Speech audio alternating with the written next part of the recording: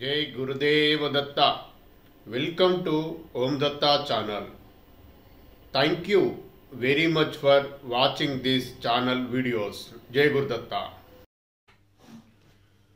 जय गुरुदेव दत्ता.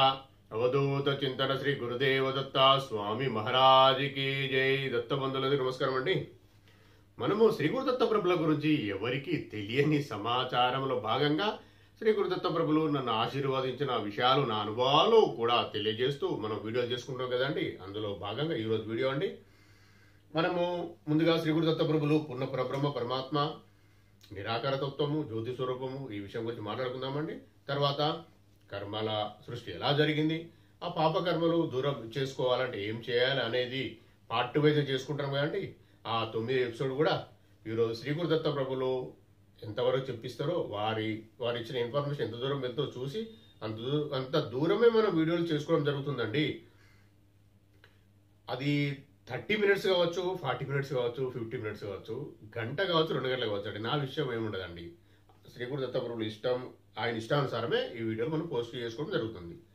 ఇంకొక విషయం ఏంటంటే, నాకు హెల్తీగా లేనండి. నేను కొద్దిగా మీకు ఈరోజు చూస్తే తెలుస్తుంది, హెల్తీగా లేను నేను. ఆయన ఇచ్చిన ఆశీర్వాదంతో నేను చేయడం జరుగుతుంది. జయ గురుదేవదత్త. అది మీరు ఎలా రిసీవ్ చేసుకుంటారు, ఎలా వింటారు అనే విషయం మీ ఇష్టం. జయ గురుదేవదత్త. మనము ఈ గ్రంథంలో ఉన్నది మనము చదువుదామంటే వినండి. శ్రీ గురుదత్త ప్రభులు పూర్ణ పరబ్రహ్మ పరమాత్మ అనే విషయము నేను అనుకోకుండా వచ్చింది. శ్రీ గురు దత్తాత్రేయులు పరబ్రహ్మ స్వరూపము. షాండిన్యోపనిషత్తు దత్తాత్రేయుల వారిని మనోహరంగా వర్ణించింది.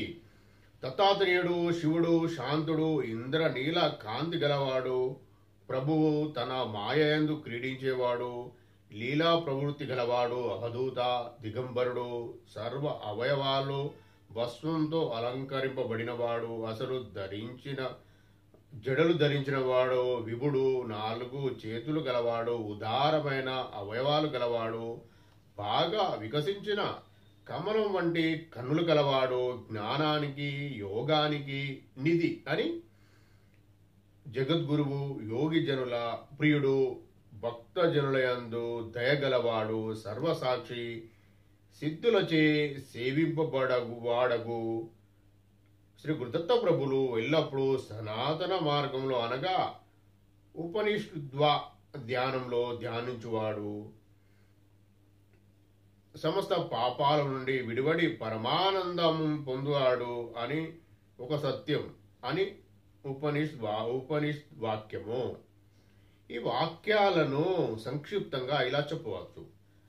శ్రీ గురుదత్త ప్రభులను ప్రత్యర్థి అయి అత్రి మహాముని చేస్తున్న కష్టసాధ్యమైన తపస్సుకు మెచ్చి ఆయనకు దత్తుడైనందున అత్రి కుమారుడై అనసూయకు పుట్టినందున దత్తాత్రేయులని పేరు వచ్చింది. ఈ కథలో ఒక సాంకేతిక రహస్యం ఉంది. అత్రి సాధనకు ఒక సాంకేతం. 3 కానివాడు లేదా 3 లేనివాడు ఎవరో అతడు అత్రి. సత్వ, రజ, స్తమో గుణాలు, ఆధ్యాత్మిక, ఆది భౌతిక, ఆది దైవాలనే తాపత్రయాలు, బ్రహ్మగ్రంథి, విష్ణు గ్రంథి, రుద్రగ్రంథి అను పేర్లతో పిలువబడు గ్రంథి దోషత్రయాలు, ఇవే త్రిపురాలు లేనివాడు. జ్ఞానం, జ్ఞానక్షయం అనే 3 అతిక్రమించి జ్ఞానాతీత లేక వేదాతీత స్థితికి చేరుకున్నవాడు అత్రి. ఆ అత్రి భార్య అనసూయ. అత్రిలోనున్న శక్తియే ఆయన భార్య అనసూయగా పేర్కొనబడింది. అనసూయ అనగా అసూయ లేని తత్వము. మరొక విధంగా చెప్పాలంటే ఆది జీవుడు మాయను వదిలిన స్థితి. త్రిమూర్తుల పరీక్షార్థం వచ్చి అనసూయను వివస్త్రవై భిక్ష పెట్టమని ఆర్థించగా ఆమె ఆ ప్రకారం చేసిందని మన పూర్వులపై వేదాంత విషయాన్ని చమత్కారంగా ఒక కథగా చెప్పారు. జీవుడికి స్వస్వరూప జ్ఞానం కలుగనీయకుండా మాయ ఒక వస్త్రం వలె ఆచ్ఛాదితమై ఉంటుందని, ఆ మాయను తొలగిస్తే అనసూయతత్వం సిద్ధిస్తుంది. సాధకుడు ఒక అత్రి అయినంత మాత్రాన సరిపోదు. అతడు అనసూయను మానసిక సహచర్యంగా కలిగి ఉంటే గాని వేదాతీత స్థితి కలగదు. 3 గ్రంథులు చిన్నమై కుండలిని శక్తి సహస్రారాన్ని చేరినప్పుడు సృష్టి స్థితి లయ కారకమైన దివ్యశక్తి దత్తమవుతుందని చెప్పడానికి దానిని దత్తశక్తి అని చెప్పడం జరిగింది. దత్తాత్రేయులు శివుడు అనగా మంగళకరుడని అర్థం. మహేశ్వరుడు తపమాచరించినప్పుడు ఆయన నుండి 3 అక్షరాలు వెలువడినవి. ఇవే ఆ ఊములు. అవే ప్రణవమై ఓం 3 వ్యాహృతులు భువః భూం భువః సుహ 3 పాదాలు గల గాయత్రి, 3 వేదములు, 3 దేవతలు, 3 యజ్ఞయాగాలు పుట్టినవి. ఈ భగవానుడు మహాదేవుడు సర్వేశ్వర సంపన్నుడు, సర్వభూత వర్తదయమును నుండువాడు, మాయావి, మాయతో క్రీడిస్తాడు. అతడే బ్రహ్మ, అతడే విష్ణువు, అతడే ఇంద్రుడు, అతడే సర్వదేవతల సర్వభూతాలు తూర్పు పడమర యందు ఇతడే ఉన్నాడు. ఉత్తర దక్షిణందు కింద మీద అతడే ఉన్నాడు. అంతయు అతడే. ఆ దేవుని వ్యక్త రూపం దత్తాత్రేయులు. కాబట్టే మహేశ్వరుడు తన మాయతో క్రీడిస్తూ దత్తాత్రేయ రూపం దాల్చినాడు. మహేశ్వరుడు ఆది పురుషుడు శివుడు. మహేశ్వరుడు తన అనేక లీలలతో దత్తాత్రేయులైనారు. కావున శివుడు దత్తాత్రేయులు, దత్తాత్రేయులు శివుడు. ఈ మాటలకు అర్థం తెలిసిన సర్వం తెలిసిన వాడగునని శాండిన్యోపనిషత్తు వర్ణించినది. దత్తాత్రేయులు పరబ్రహ్మను నేనే అతడిని ధ్యానించినవాడు బ్రహ్మ విదుతరవుతాడు. మహేశ్వరుడే దత్తాత్రేయులు, దత్తాత్రేయులే బ్రహ్మం, మహేశ్వరుడు బ్రహ్మం. దత్తాత్రేయోపనిషత్తు. దత్తాత్రేయులు మంత్రములను సదాశివుడు ఋషి దత్తాత్రేయుల విషయము అనగా ధ్యాన విషయమని పలుమారు చెబుతుంది. దత్తాత్రేయోపనిషత్తులో దత్తాత్రేయులు నమస్కారంతో మొదలైన శివునకు నమస్కారము అనుచు అంతమవుతుంది. ఓం నమ శివాయ ఇత్యత్ ఉపనిషత్తు దత్తాత్రేయ ఉపనిషత్తులోని 2వ భాగం 2వ అధ్యాయంలో ఈ మంత్ర సందర్భాన్ని బట్టి సదాశివుడే శివుడు, దత్తాత్రేయులకు నమస్కారం అనగా శివునకు సదాశివునకు నమస్కారం అనియే. కాబట్టి దత్తాత్రేయులు సదాశివుల కంటే వేరు కాదు. తదుపరి దత్తాత్రేయోపనిషత్తు నారాయణకారం దత్తాత్రేయాం అను అభిప్రాయాన్ని వెలువరుస్తుంది. బ్రహ్మనారాయణుని సంసార సాగరాన్ని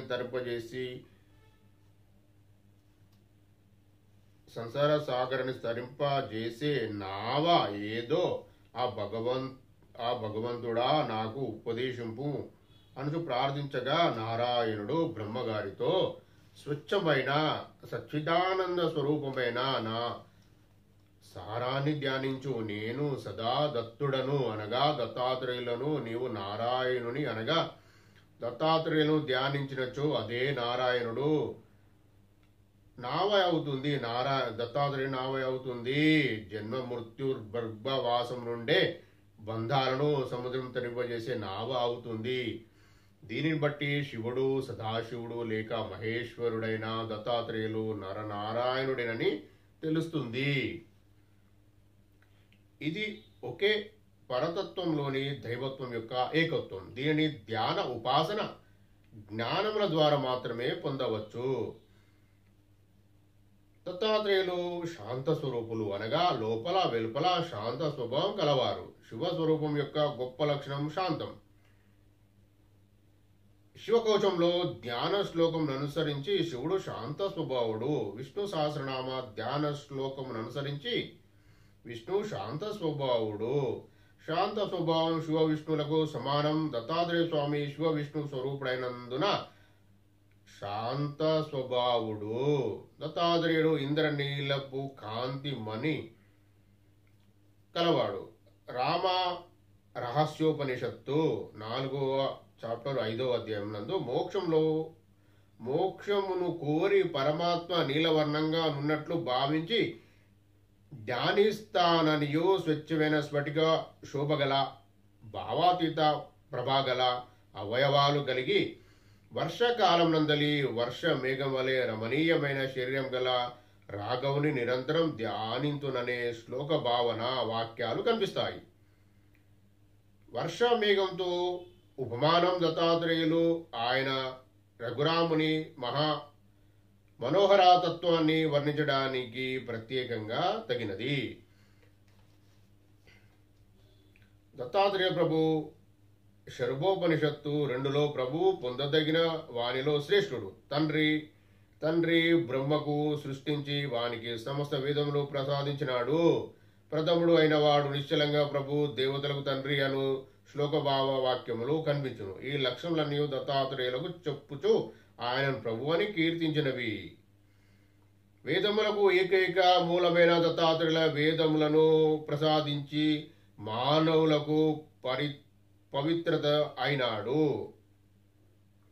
మానవులకు వేదం ప్రసాదించి పరిత్రాణ పారాయణుడైనాడు. దత్తాత్రేయులు ఆత్మను కప్పిన మాయను విశదీకరించుటయందు పట్టుదల గలవాడు. ఆత్మ మాయార్థుడు. మాయా చాలా క్లిష్టమైన భావన, సంస్కృతంలో లేనిదని అర్థం. కానీ ఉపనిషత్తు సాధారణార్థమునకు కొంచెం తేడా కల్పించి ప్రయోగించినని నృసింహోత్తర తపన్యుపనిషత్తు 9లో తమ సిద్ధము అద్వితీయం నుండి వేరైన దాని వలె భ్రమ కలిగిస్తాడు. విషయములు తనకంటే వేరైన వాని వలె చూసి తాను భ్రమలేక మాయగా మారును. ఇది విచిత్రమైన తన చేతనే ప్రకాశిస్తాడు అనే శ్లోకాలు కనిపిస్తాయి. దీన్ని బట్టి మాయా నృసింహుని కల్పానికి శాక్తేయుని తెలుస్తుంది. ఆ శ్లోక వాక్యంలో ప్రకారం నృసింహుడే దత్తాత్రేయుడు. త్రిపాద విభూతి మహానారాయణోపనిషత్తు ప్రకారం ఈశ్వరుడు మాయకు ప్రభు. కాబట్టి అన్ని విద్యలకు లేక యథార్థ జ్ఞానమునకు ప్రభు శ్రీ గురుదత్త ప్రభులు. మళ్ళీ మనం మళ్ళీ వీడియోలో మనం ఇక్కడికి మాట్లాడుకుందామండి. అది వరహ ఉపనిషత్తు, ఇంకా చాలా ఉన్నాయండి విషయాలని శ్రీ గురుదత్త ప్రభుల గురించి మనం మాట్లాడుకుందాం. జై గురుదేవదత్త. ఎందుకంటే చదువుతూ పోతే విషయం అర్థం కాదండి. మరి మీరు కూడా మహేష్ కూడా ఏదో చెప్పి అందులో విన్నదే చదివింది చెప్తున్నాను మీరు అనుకోవచ్చు. శ్రీ గురుదత్త ప్రభులు చెప్పించిన విషయము నేను చెప్పాలి యాక్చువల్ అయితే మనం చదువుతూ ఉంటే ఏంటంటే కొన్ని అర్థమవుతూ ఉంటాయి. ఎలా అర్థం కావాలో ఏం చెప్పాలన్న విషయం ఆయన ఇష్టమే ఉంటుంది. ఇప్పుడు మనం ఇంతకుముందు శ్రీ వల్లభ చరితామృతంలో నృసింహ సరస్వతి స్వామిని తక్కువ మాట్లాడినరు ఆ గ్రంథంలో అని ఉంది.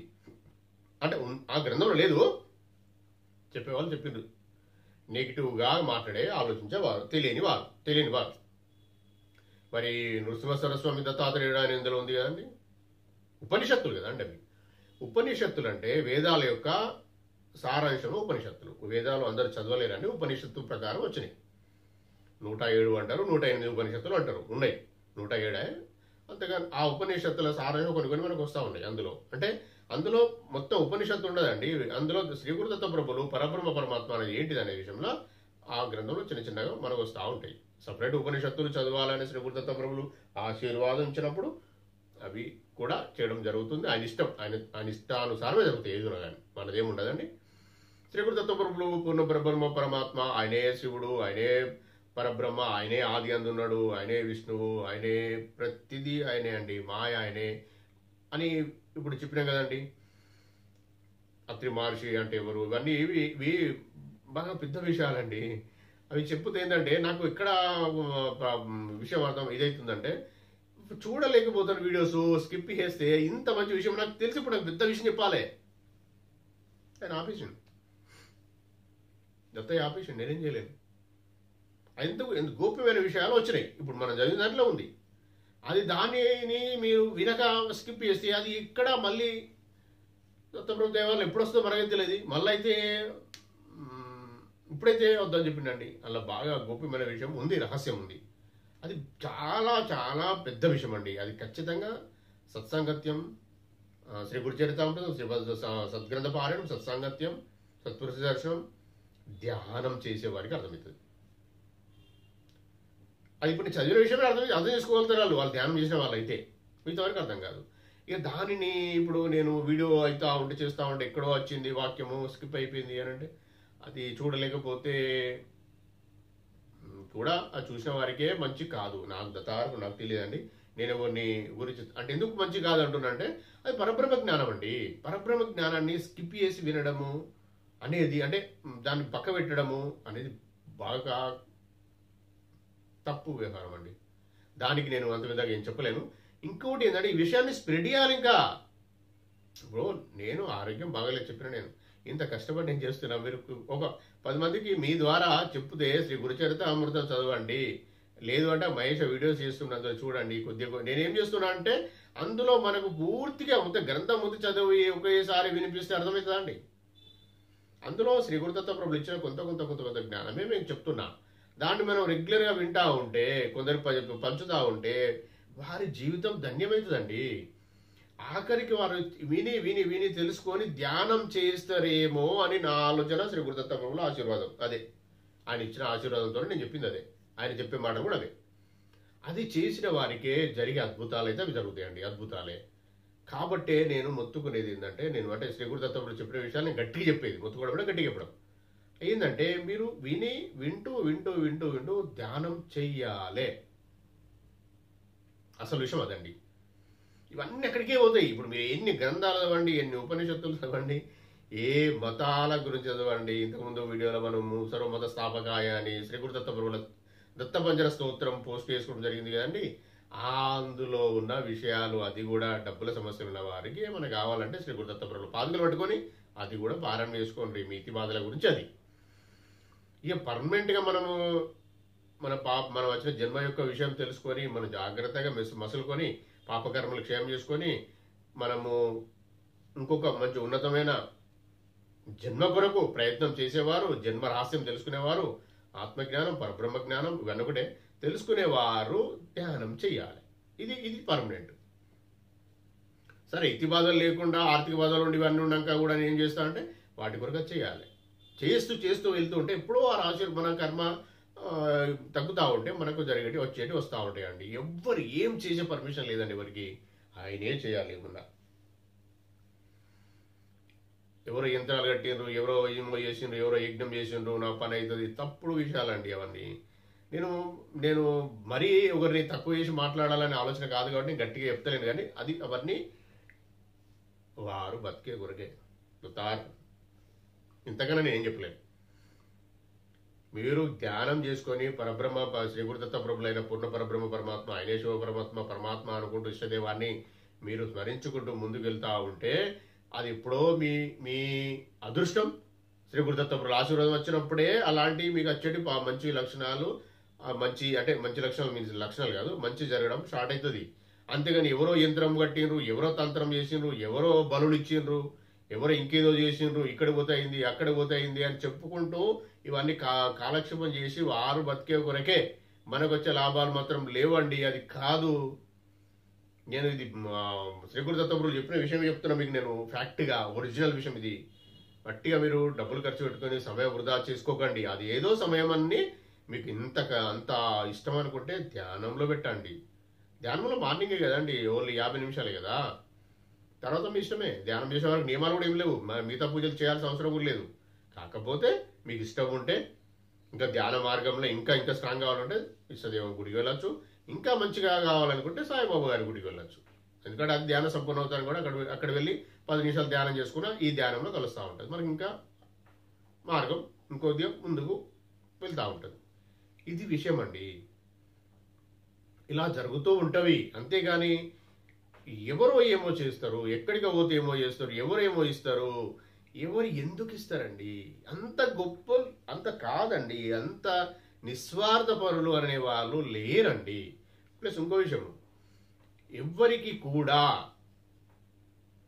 ఒక పని అంటే కర్మల్లా అంటావా, కష్టం అంటావా, ఇంకేదో అయింది తీసేసే అధికారము ఎవరికి లేదు. వారు చాలా సద్గురులు అయితే, సద్గురులు అంటే శ్రీ గురుదత్త ప్రభుల వస్తారని చెప్పినాక ప్రతి యుగంలో 1,25,000 మంది, అందులో 5గురు మహాయోగులు ఉంటారు. అందులో అట్లాంటి వారు సాయిబాబా, గజానంద్ బాబా ఇట్లాంటి వారు ఉంటారు కదా. వారి ద్వారా విఠలానంద సరస్వామి గారు ఇట్లాంటి వారి వలన కలిసి మన బాధను చూడలేక వారు మన మీద ప్రేమ కలిగితే వారు శ్రీ గురుదత్త ప్రభులకు మన గురించి ప్రార్థన చేస్తే అద్భుతాలు జరుగుతాయి అన్న విషయం అది చెప్పచ్చు. అంతే. మిగతా వారు అనేది నేను మాత్రం శ్రీ గురుదత్త ప్రభు చెప్పిన విషయం చెప్తున్నా, అది కాదు, ఫేక్. అది దత్తార్పణ చెయ్యరు ఎవరు. ఒకటండి, ఇది గుర్తుపెట్టుకోండి. మన ప్రయత్నం మనమే చేసుకోవాలండి. ఎవరు చేసేది వాళ్ళ విడిచిపెట్టాడు, వాళ్ళ గురించి మనం మాట్లాడే అవసరం లేదు. వాళ్ళ అవసరార్థం మళ్ళీ ఇస్తారు అంతే. నేను చేస్తా అని చెప్తారు, ఎట్లా చెప్తారు? దాన్ని చేసిన దాన్ని ప్రూవ్ ఏంటి? మనకు మంచి జరగాలి కదా, కాదు అది. అయ్యో ఇదైంది మళ్ళీ అదైందని ఏదో చెప్పేస్తారు, తార్పణం చేయకూడదు. అయితే అలాగే ఇప్పుడు మనం శ్రీ గురుదత్త ప్రభుల గురించి మాట్లాడుకున్నాం. ఇంకా మాట్లాడుకునే విషయాలు ఎన్నటికీ ఒడవై 1000 పడగలున్న కాలనాగులకే సాధ్యం కాదు. మనం ఎంత అండి, కాలనాగులైన ఋషులకే సాధ్యం కాలేదు. నేను మానవాతుడు శ్రీ గురుదత్త ప్రభులు చెప్పించిన విషయం మీకు చెప్తున్నా. ఇప్పుడు మనం చెప్పుకోే విషయము మన టాపిక్లో పాపకర్మల సృష్టి ఎలా జరిగింది, కర్మల సృష్టి ఎలా జరిగింది, పాపకర్మల దూరం ఎలా చేసుకోవాలి, ఈ 9వ పార్ట్ అండి. దాని గురించి మాట్లాడుకుందాం. కర్మల సృష్టి జరగడానికి కారణము ఎవరో కాదండి, ఫస్ట్ జన్మలో తీసుకున్న ఆ ప్రాణి, ఆ జీవి, ఆత్మ. ఎవరైనా కావచ్చు, మీరు కావచ్చు, నేను కావచ్చు. ఆ ప్రవర్తన ఎందుకు వచ్చింది? మరి ఇప్పుడు ఒకరి గురించి చెడుగా ఆలోచించినందుకు, ఒకరు చెడు చేసినందుకు ఇవి జరిగినవి అన్న విషయం చిన్న విషయమే అది. ఓకే, తార్పణం. అయితే అందరికీ సమానమైన జ్ఞానం ఇచ్చిండండి, సమానమైన హోదా ఇచ్చిండు, సమానమైన సౌకర్యాలు ఇచ్చిండు, అన్నీ ఉన్నాయి. ఈ అందులో సపోజ్ ఎగ్జాంపుల్ చెప్తున్నా. ఒక 100 ఆత్మలు వచ్చినాయి కదా ఫస్ట్. ఆ 100 ఆత్మలలో ఆ 100 ఆత్మలు చెడిపోలేవండి. అంటే ఆ 100 ఆత్మలు కర్మలు క్రియేట్ చేసుకోలే. ఏదో 10 ఆత్మలు చేసుకునే, 90 ఆత్మలు ప్రశాంతంగానే పరమాత్మని జ్ఞానం ఎలా చెప్పినో ఆయన ఎట్లా చెప్తే అలా ఉన్నారు వాళ్ళు. అంటే వారు చెప్పిన విషయాలు పాటిస్తూ సైలెన్స్గా ఉండి వాళ్ళు ప్రశాంతంగా ధ్యానం చేసుకొని వాళ్ళు వెళ్ళిపోయి హిరణ్య గర్భ లోకంలో ఉన్నారు. ఆ 10 మంది కర్మ క్రియేట్ చేసుకున్నారు. ఒకరు ఈర్ష దీక్షాలతోని, ఒక చాతగాక, అంటే నేను ఎందుకు చేయాలి అహంకారంతో ఒక్కసారి వస్తే అయిపోయాయండి కదా, పక్క తప్పుతారు. ఆ పరమాత్మని నీడ నుండి పక్క జరిగిపోతారు. మరి అవి రాకుండా పరమాత్మ రావచ్చు కదా అన్న విషయం ఇదివరకు ఎన్నో మాట్లాడుకున్నాం, మళ్ళీ మాట్లాడుకుందాం అదే విషయము. అంటే వీడియోలు సరిగా వింటలేరు కదా, మరి చెప్దాము మరి అని శ్రీ గురుదత్త చెప్తున్నాడు బిడ్డ అని చెప్పిండు. చెప్తున్నా ఎట్లా అంటే, ఫస్ట్ వారికి స్వేచ్ఛనిచ్చిండండి, ఆత్మకు స్వేచ్ఛనిచ్చిండు. జ్ఞానము, బుద్ధి, ప్రతిదీ అన్ని సమకూర్చినప్పుడు అది కూడా చేసిండు. ఏది ఆపుకోలేని, కానీ రూల్స్ పెట్టలే. ఇది చెయ్యొద్దు, ఇది చెయ్యొద్దు అని చెప్పి రూల్స్ ఏం పెట్టలే. మొత్తం ఫుల్ ఫ్రీడమ్ ఇచ్చేసిండు. ఆ స్వేచ్ఛను మిస్యూటిలైజ్, అంటే యూటిలైజేషన్లో తప్పులు జరిగినాయి వాడకంలో. ఏమైతుంది? ఎవరు చూస్తారంటే ఆయన చూస్తారు కదా, ఎవరు దొరికినా పరమాత్మనే చూస్తారు కదా. సరే, నువ్వు చేసిన ప్రవర్తనే కాదు, నీ లోపల అనుకున్న భావన కూడా పాపకర్మ క్రియేట్ అయింది. చెడుగా ఆలోచించిన భావన పాపకర్మ క్రియేట్ అయింది, మంచిగా ఆలోచిస్తే మంచి కర్మ క్రియేట్ అయింది. అదే నువ్వు నిస్వార్థంగా నాకు ఏం తెలుగుతుంది, దత్తార్పణం వేసుకోతాను అని ఎప్పుడైతే ఎవరు చేతులు కట్టుకొని దత్తార్పణం కూడా ఉన్నవారు వాళ్ళు 90 మంది, 90% మెంబర్స్ అట్లే ఉన్నారు. వాళ్ళు 10% మెంబర్స్ కింద పడిపోయారు. అర్షడ్ వర్గాలు లోనై ఫస్ట్ స్వేచ్ఛని ఉపయోగించుకున్నారు. ఆ అర్షడ్ వర్గాల కోపం, అహంకారం, స్వార్థం, మదం, మత్సరం అన్నీ వస్తాయి. ఇవన్నీ వచ్చేసినాయి. అన్నీ ఎక్కడో ఉన్నాయండి. మన మనస్సులో మనము మంచి మార్గంలో ఆయనకు సమర్పించకుండా, సమర్పణ భావన లేకుండా ఉన్నప్పుడు వస్తాయి. అయితే ఇందులో ఇంకో విషయం ఉంటుంది. నేను ఎందుకు అక్కడే ఉండాలి? ఓకే, నేను ఇంకోటి చూస్తా అంటే దీన్ని అతి తెలివి అంటారా? ఇంకా మీ స్వేచ్ఛను అతి తెలివి ఉపయోగించుకున్నారు. తెలివి అందరికీ ఉంది, వీళ్ళకి ఉంది, ప్రతి ఒక్కరికి ఉంది. వారేమో ఆయనకు అప్ప నాకు తెలియదు తండ్రి, నాకేం అర్థమైతే లేదు, అంత ఇట్లా ఉంది అని చెప్పి దత్తార్పణం తండ్రి చూసుకోతండ్రి అని వాళ్ళకి సరెండర్ అయిపోయారు. వారు ఇప్పటి కూడా ఉన్నారు ప్రశాంతంగా. సరెండర్ కాక అతికి తెలివి ఉపయోగించి అహంకారంతో ప్రవర్తించిన వారి వలన ఇవన్నీ స్టార్ట్ అయినాయి. భావననే అండి, భావన. మనం ఏది పంపిస్తే అదే మన దగ్గరికి వస్తుంది. ఇప్పుడు అక్కడే ఒక చెట్టు ఉంది, ఒక చెట్టుకు 2 పనులు ఉన్నాయి, ఇద్దరు అక్కడ, ఇద్దరు లేరు, ఇద్దరు ఒకటే ఒక రూమ్లో అనుకుందాం. ఒకతను పోయిండు, ఆ 2 పనులు ఇద్దరి కొరకు అవి యాక్చువల్ అయితే. ఆ 2 తీసుకొని ఇద్దడు అని ఇవ్వకుండా మళ్ళీ తర్వాత తింటా అని చెప్పి ఒక్క పండు కడుపు ఎండిపోతుంది. అక్కడ ఉన్న సిస్టమ్ అట్లా. ఎగ్జాంపుల్, ఆ 2 పనులు తీసుకొచ్చిండు, అతనికి ఇస్తే అయిపోతుంది కదా, పక్క పెట్టేసుకున్నాడు, తర్వాత తినాలని. ఇది స్టార్ట్. అజ్ఞానం అంటారు దీన్ని, అతికి తెలివి అంటారు. పక్క పెట్టేసుకున్నాడు, ఈయన అయిపోయింది. సాయంత్రం వరకు ఆ పండు కుళ్ళిపోయింది. నువ్వు కర్మ క్రియేట్ చేసుకున్నావు, నీకు వచ్చే లాభం ఏం లేదు, నష్టం జరిగింది. ఆయన ఆకలితో ఉన్నాడు, ఆయన పాపం నీకు వచ్చి పాపకర్మ క్రియేట్ అయింది. ఆయన ఆకలితో ఉన్నది కానీ పుణ్యకర్మ క్రియేట్ అయింది. ఇదేమో ఫిజికల్గా జరిగింది. ఇంకొక విషయం ఏంటంటే మనసులో అనుకోవడం. అక్కడ 2 పనులు ఉన్నాయి. దీన్ని ఇంకో రకంగా 2 పనులు ఉన్నాయి. అతను వెళ్ళిండి ఒక పండు ఆయన తెంపుకొచ్చుకున్నాడు, చూసిండు, ఆయన కనబడ్డది, ఈయన వెళ్ళలే. ఇంకో పర్సన్ అతనికి ఆడ పండుని తీసుకొచ్చుకోపో అని చెప్పలేదు, ఆయన మర్చిపోయి కాదు, కావాలని. ఇలా ఉంటుందండి. అంటే చెప్పలేదు అన్న విషయం ఆయన తీసుకొచ్చుకున్నాడంటే కాదు, అది నీకు తెలిసిన విషయం చెప్పలే కదా, అది కూడా కర్మ క్రియేట్ అవుతుంది. లోపట్నే అనుకుంటావు కదా, బయటికి కాదు కదా అది. ఇంకా ఇదైతే లోపట్నే. ఇలా ఉంటుందండి. బాగా చిన్న చిన్న విషయాలు ఏం కాదు ఇవి. ఇంకా చెప్పాలంటే పచ్చిగా ఉంటాయి, బాగా పెద్ద పెద్ద వ్యవహారం ఉంటుంది. అది చేసుకుందాం, మనం వచ్చినప్పుడు చెప్పుకుందాం. అది ఇంకా ముందు వచ్చే వీడియోలలో. అయితే దానికి తర్వాత క్రియేట్ అనే దానికి ఎన్ని చెప్పిన ఉడవండి, బాగా పెద్ద పెద్ద ఎగ్జాంపుల్స్ ఉంటాయి. అవి అర్థము అంత తొందరగా కూడా అర్థం కావండి, బాగా సార్లు వినాల్సి ఉంటుంది వీడియోస్ కూడా. దాన్ని అబ్జర్వ్ చేయాల్సి ఉంటుంది బాగా, ఏం జరుగుతుందని. ఏ చిన్న విషయం కూడా మనకు డీవియేషన్ అంటే ఎవరి బాధ పెట్టినా కర్మ క్రియేట్ అవుతుందండి ఇప్పుడున్న పరిస్థితిలో. అందుకే అది కర్మ క్రియేషన్ అనేది ఉడవది. ఇప్పుడు మనము దాన్ని పాపకర్మలు అయితే దూరం చేసుకునేది, ఇది చాలా ఇంపార్టెంట్, ఇది మాట్లాడుకుందాం. అయితే పాపకర్మలు దూరం చేసుకోవాలనే విషయంలో నేను ఇంతకుముందు ఉన్న వీడియోలో, ఇది 8వ పాపకర్మల 8వ పార్ట్లో నేను చెప్పిన, ఒక టెంపుల్ వెళ్ళినప్పుడు ఆడంబరంగా ఉండకుండా నిరాడంబరంగా ఉండాలి. నిరాడంబరంగా ఉండాలి, నిరాడంబరంగా ప్రవర్తించి సమర్పణ భావంతో ఉండి రావాలి అని చెప్పిన. ఎందుకు అనే విషయంలో ఇప్పుడు నేను చెప్తాను. నాకు శ్రీ గురు తమ్ముడు చెప్పించిన విషయం చెప్తున్నా, వినండి. ఎలా అంటే, ఆడంబరాలకు వెళ్ళి ఇదివరకు కూడా మనం మాట్లాడుకున్నాం. ఒక 1,00,000 రూపాయలు రాసిచ్చి అన్నదానం అని పేరు రాసి ఇచ్చేసి వచ్చేసి ఉంటే పుణ్యకర్మ క్రియేట్ అవుతుంది. ఆ పుణ్యకర్మకు మళ్ళీ జన్మ తీసుకోవాల్సి వస్తుంది. దత్తార్పణం దానికి వేరే జరుగుతుంది, అది వేరే విషయం. ఆడంబరంగా అంటే నువ్వు వెళ్ళి ఒక కారు తీసుకుని వెళ్ళి అక్కడ ముందు పెట్టి ఆయన చూస్తూ ఉంటాడు, ఆ పరమాత్ముడు చూస్తూ ఉంటాడు, అన్నీ చేపిస్తాయండి. అవి ఒక శక్తులు వస్తాయి మన పరీక్షించే కొరకు. అలా చేస్తూ అక్కడ నార్మల్ వ్యక్తులు ఉంటారు. నార్మల్ వ్యక్తులు అంటే ఒక ఆత్మ, ఫస్ట్ వ్యక్తుల సంగతి పక్కడదాం, వాళ్ళందరూ ఆత్మలే. వాళ్లకు లేని ఆశలు కల్పించడం అవుతాం. వాళ్ళు మంచిగా రెగ్యులర్ వచ్చి, అయ్యా తండ్రి శివయ్య, అమ్మ షిర్డీ సాయిబాబా తండ్రి అని చెప్పి ప్రశాంతంగా ముక్కొని ప్రశాంతంగా ధ్యానం తీసుకుని అలవాటు ఉంటుంది వాళ్ళకు. ఎవరైనా చెప్తే ధ్యానం చేసుకొని ప్రశాంతంగా వాళ్ళ ఇతిబాధలు చెప్పుకొని మొక్కుకొని ప్రశాంతంగా వెళ్ళిపోయేటోళ్ళు, రిలాక్స్గా ఉండేవాళ్ళు. వాళ్ళు కొంత అడిగేవాళ్ళు, నాకు ఇది కావాలి అంటే వాళ్ళు జరిగేది, వాళ్ళు చేసుకునేది ఏదో రకం, వాళ్ళు రెగ్యులర్గా వస్తూ ఉండేవాళ్ళు. వాళ్ళకు మీ ఆడంబరాలు చూసి వారికి కూడా ఆశ కల్పించిన వాళ్ళమైనాం. అంటే పాపకర్మ క్రియేట్ చేసుకున్నాం. వాళ్ళ మనసు చలించింది, ప్రశాంతంగా ఉన్న వాళ్ళ మనసు చెల్లించినప్పుడు దానికి బాధ్యత ఎవరు వహించాలి? ఆడంబరాలు క్రియేట్ చేసిన వాళ్ళు. దేవుడికి సంబంధం లేదు.